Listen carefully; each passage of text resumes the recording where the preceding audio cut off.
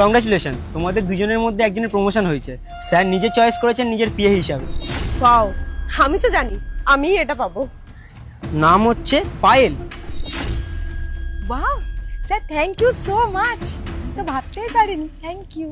Sir, এত বছর ধরে আমি এই কোম্পানির পিছনে খাটছি, আর আজকে প্রমোশনটা ও 1 বছরে এসে কি করে পেয়ে গেল? দেখো, এখানে আমি তো কিছু বলতে পারি না, কারণ এটা স্যার ঠিক করেছে। পায়েল, তুমি যাও কাজ করো। Okay sir. স্যার, এটা আমার সাথে ঠিক হলো না। আমি 3 বছর ধরে এই কোম্পানিতে এত খাটছি, তারপরও আমি কেন প্রমোশনটা পাচ্ছি না? দেখো, আমি কি করব? স্যার আমাকে যেই কাজটা করতে বলেছিল সেই কাজটা আমি করে দিয়েছি, এর থেকে বেশি আমি কি করব? কিন্তু স্যার, আপনি তো পুরোটাই জানেন। আর এই মেয়েটা তো জাস্ট 1 বছর হলো এসেছে, তারপরও ও কেন প্রমোশনটা পাবে, আমি কেন না? আমার কি ফল্ট রয়েছে?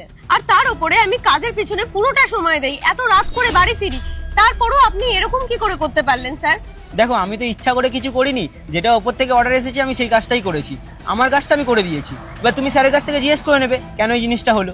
সেটা তো আমি করবই। ঠিক আছে, আমি চললাম। আরে, ওই তো স্যারের গাড়ি, স্যার চলে এসছে। চলো তোমার কথা বলে দিচ্ছি।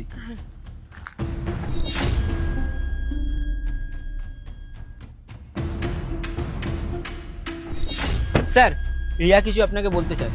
হ্যাঁ বলো না।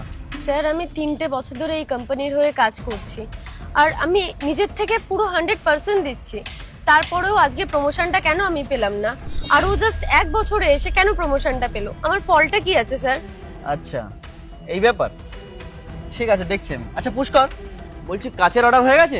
স্যার শুনুন স্যার, আপনি আমার কথাটা কেন শুনছেন না? আচ্ছা বলছি তো, আমি দেখছি, একটা কাজ করছি, করে নি, তারপর তোমার কথা শুনছি। পুষ্কর দেখো না, এদিকে আসো না। বলছি এই পুরো কাঁচের মাপটা যেন অ্যাকুরেট হয়, ঠিক আছে? একটু এদিক ওদিক যাতে না হয়, সেটা আমি আগে থেকে বলে দিলাম, ঠিক আছে?